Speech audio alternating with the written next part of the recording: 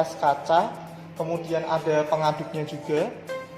Kemudian untuk bahannya, bahan yang kita gunakan untuk ekstraksi adalah Simplicia daun sirih.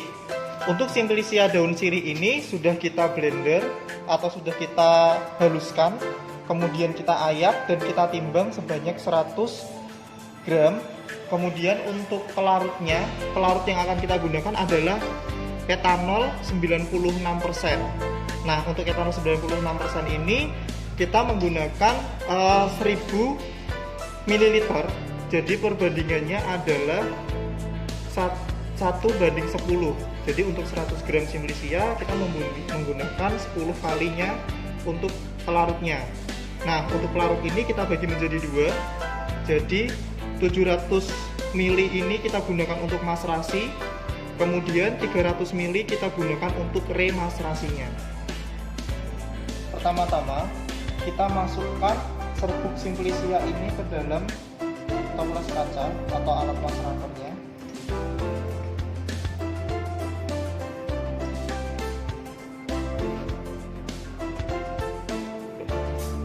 Nah, setelah semua serbuk masuk, kita masukkan pelarutnya, yaitu etanol 96%.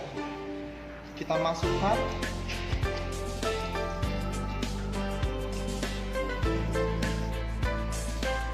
Setelah kita campur dengan etanol, kemudian kita aduk.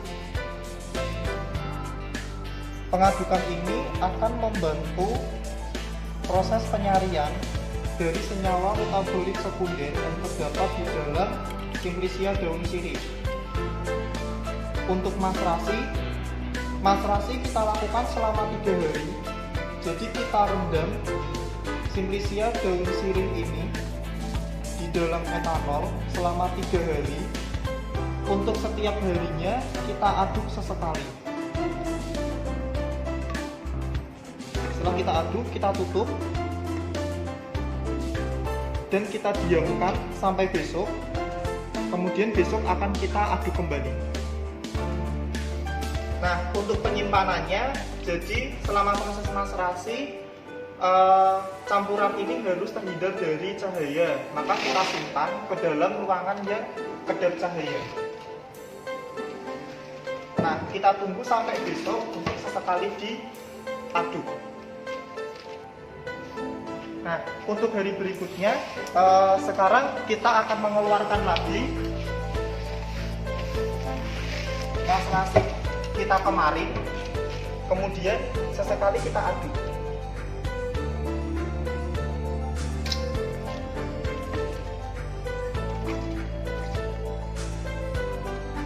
Jadi proses pengadukan ini akan membantu senyawa-senyawa metabolit sekunder di dalam daun sirih agar cepat untuk melarut ke dalam pelarut yang kita gunakan, yaitu etanol 96.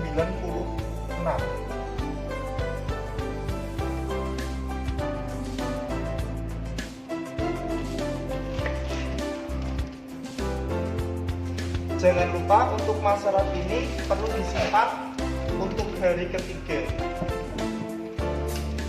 Setelah 3 hari proses maserasi sudah selesai. Kemudian maseratnya ini akan kita pisahkan dari ampasnya, sehingga langsung kita saring saja.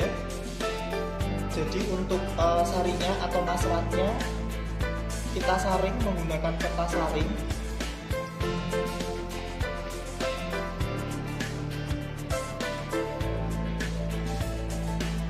Nah, kita saring sedikit demi sedikit sampai terpisah dari ampasnya. Untuk ampas yang tersisa nanti akan kita lakukan proses penyarian ulang yang dinamakan remaserasi menggunakan pelarut sisa dari yang kemarin. Nah, ampas yang sudah dipisahkan dari maserat atau dari filtrat ini kemudian kita lakukan penyarian ulang.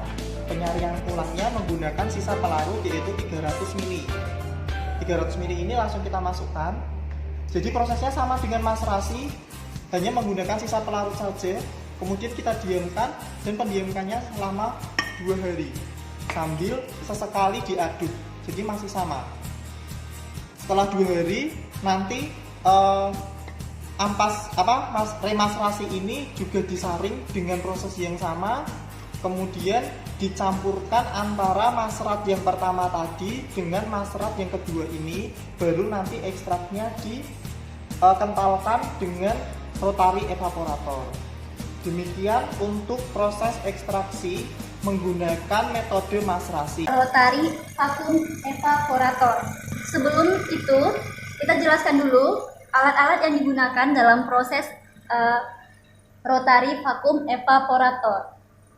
Di sini ada labu bulat untuk sampel, kemudian labu alas bulat di sini untuk menampung etanol, kemudian ada kondensor. Selanjutnya ini ada selang air, di mana air ini terdapat es batu untuk mendinginkan. Selanjutnya ini ada mesinnya. Karena di sini kita menggunakan rotary vacuum evaporator, sehingga kita juga menggunakan mesin vakum. Nah, untuk proses itu sendiri kita menggunakan suhu 65. Daun beluntas yang kita gunakan tadi didapatkan setelah maserasi, yaitu ekstrak etanol.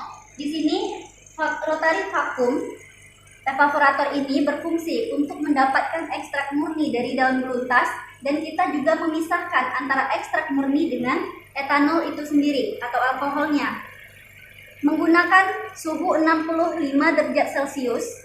Dalam prosesnya kita masukkan air ke dalam waterbed, kemudian kita atur ketinggian dari rotatornya, sampai labu tersebut masuk ke dalam air. Nah, di dalam prosesnya sampel yang telah kita masukkan ke dalam labu akan menguap. Uap ini akan masuk ke dalam mesin vakum. Nah, ini akan mengalir ke sini uapnya. Ini fungsi dari air es yang ada selangit ini, berfungsi untuk merubah bentuk uap tadi menjadi cairan yang akan masuk ke dalam labu bulat.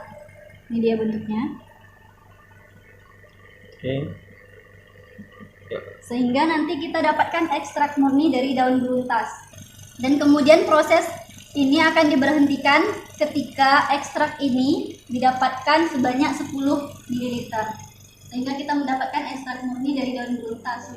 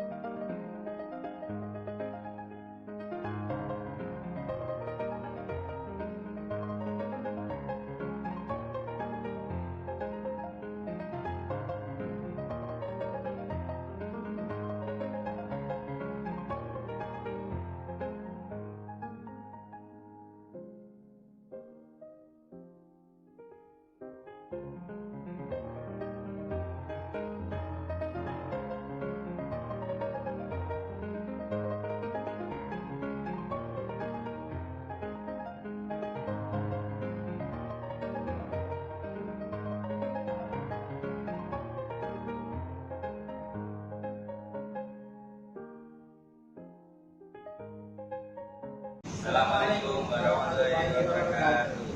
Perkenalkan, nama saya Elan dan teman saya Lutfan Selianto. Kali ini kita akan sedikit menjelaskan bagaimana cara menggunakan KRT dan juga fungsinya. Oke, pertama kita harus menyiapkan alat-alatnya. Yang pertama adalah KRT-nya tentunya. Kemudian pipa kapiler.